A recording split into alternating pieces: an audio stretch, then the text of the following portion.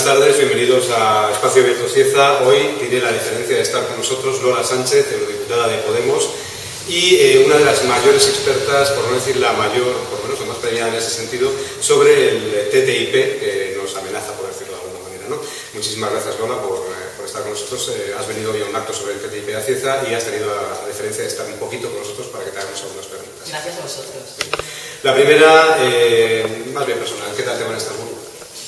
Bueno, pues es duro, pero está muy bien. Hemos construido allí una pequeña familia, toda la delegación de Podemos, y nos cuidamos los unos a los otros, ya que estamos en un entorno bastante difícil para nosotros. Somos como salmones contra corriente.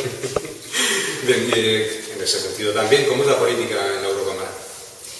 Pues es muy dura porque es muy hipócrita. Es tremendamente hipócrita. Los discursos que dan los partidos, bueno, cuando hablan dicen unas cosas y luego a la hora de apretar el botón, que es lo que de verdad toca, ¿no? Lo que se convierte en ley, pues votan todo lo contrario y se quedan tan panchos. Bien, ¿qué se puede hacer desde el Parlamento Europeo por Murcia y por Cieza?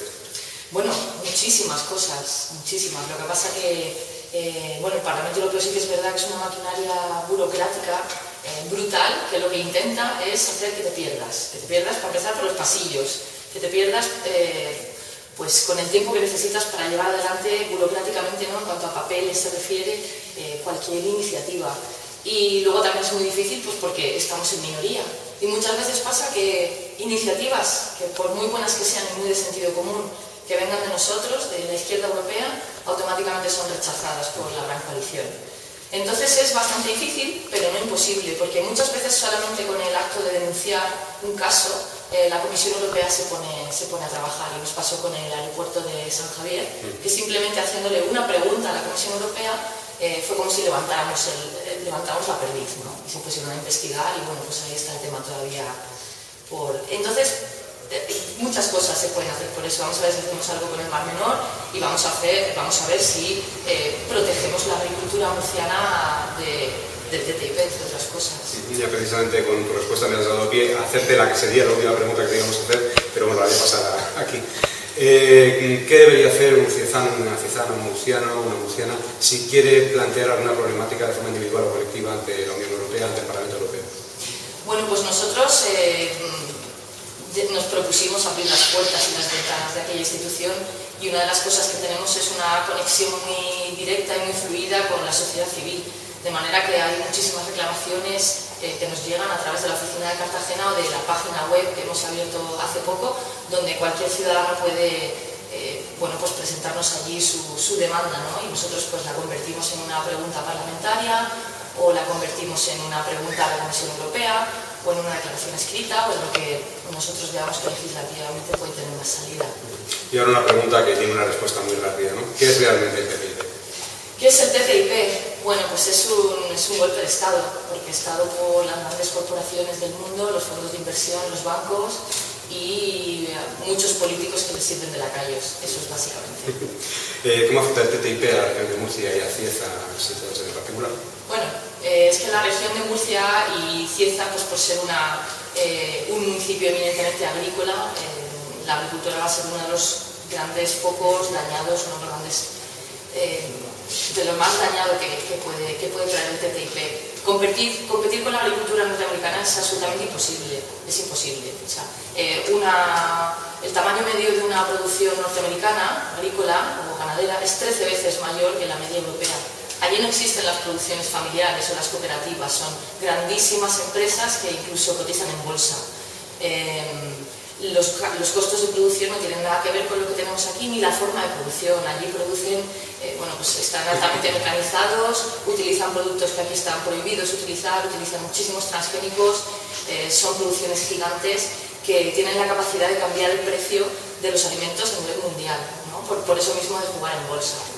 Entonces, pues es absolutamente imposible competir con eso. Es el fin de la agricultura en Cieza, en Murcia y en toda Europa. Una de las críticas que se hace al TTIP precisamente es que tanto los españoles como los europeos, tanto España como la Unión Europea, perderíamos soberanía. ¿Eso es cierto? Claro que es cierto, sí. Eso, estamos hablando ya de cómo trastoca lo que es el proceso legislativo, ¿no? En cómo nos gobernamos y cómo elaboramos las leyes. Y aquí las leyes las elaboran los parlamentos, ¿no? O sea, o un pleno municipal o una asamblea de una comunidad autónoma o el Congreso de los Diputados.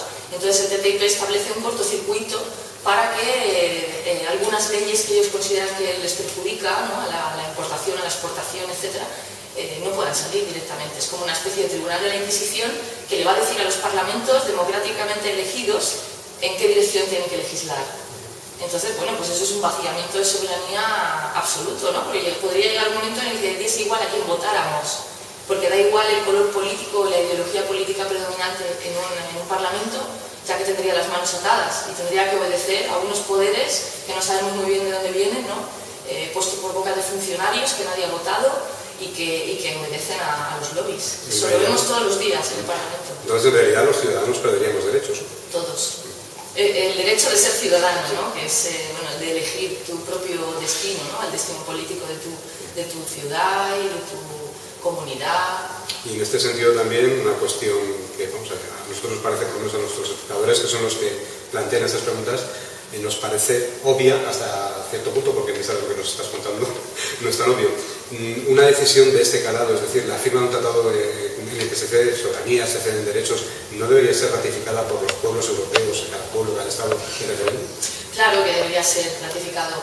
Esa es una gran lucha que tienen algunos Estados miembros, pero sobre todo la sociedad civil que está luchando contra el TTIP, en contra de la Comisión Europea, que no quiere que el TTIP pase por cada uno de los 28 Estados miembros y cada uno de sus parlamentos, porque además dentro de la legislación interna de algunos estados obliga a que haya un referéndum, como en Irlanda, en Lituania, en algunos países. Y eso sería una grandísima zancadilla el TTIP, porque estamos seguros de que en el momento en el que hay un referéndum popular tiene que haber un debate público, tiene que sacarse toda la luz, debatirse muchísimo sobre eso y automáticamente la gente votaría que no. Porque el TTIP se trata de que cuanto más lo conoces, menos te gusta. Literalmente. Sí. Una pregunta que nos han hecho también nuestros espectadores es ¿cómo afectaría el TTIP al medio ambiente? Bueno, pues lo mismo, si los legisladores van a tener las manos atadas, si un municipio, por ejemplo, como Cieza decidiera en el Pleno, por mayoría, prohibir el fracking en su municipio, ¿no?, pues por proteger el medio ambiente y proteger su tierra, podría llegar esta mesa de cooperación regulatoria, que es el nombre que le han puesto, y venir al Pleno del Ayuntamiento de Cieza y decir, no la podéis sacar. Y no la podéis sacar, y además el TTIP a mí me da poderes para prohibiros que prohibáis el fracking. Y para saber a quién culpar, quién y cómo están negociando el TTIP, y además quién tendría, digamos, la facultad de aprobarlo en última instancia. Bueno, lo está negociando la Comisión Europea, un equipo de negociadores que son altos funcionarios de la Unión Europea, que, como digo, pues no hemos votado y además se reúnen muy poco con la sociedad civil. En cambio, el 96% de las reuniones que tienen sí que son con la gran industria, con los lobbies, sobre todo con el de alimentación. Por eso es que digo que la agricultura es uno de los grandes peligros del TTIP. Y por la parte americana pues pasa lo mismo.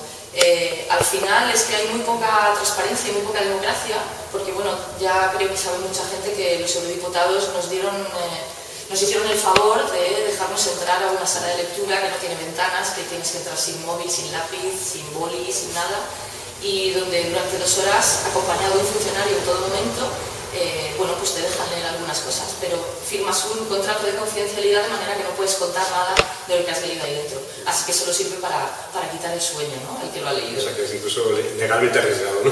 Sí, legalmente arriesgado, porque además no sabemos ni siquiera a qué penas nos enfrentaríamos si desveláramos algo de lo que ha pasado, de lo que leemos ahí dentro, ¿no? Es imposible descubrirlo, yo lo pregunto y nadie me dice nada. Entonces juegan un poco con el miedo también. Pues Lola, muchísimas gracias por habernos cedido un poquito de tu tiempo, por habernos informado, por habernos metido miedo también en cuanto al TTIP y, insisto, gracias por hacernos caso, por ayudarnos, por informarnos. Muchas gracias a vosotros por hablar del TTIP, hace falta. Gracias.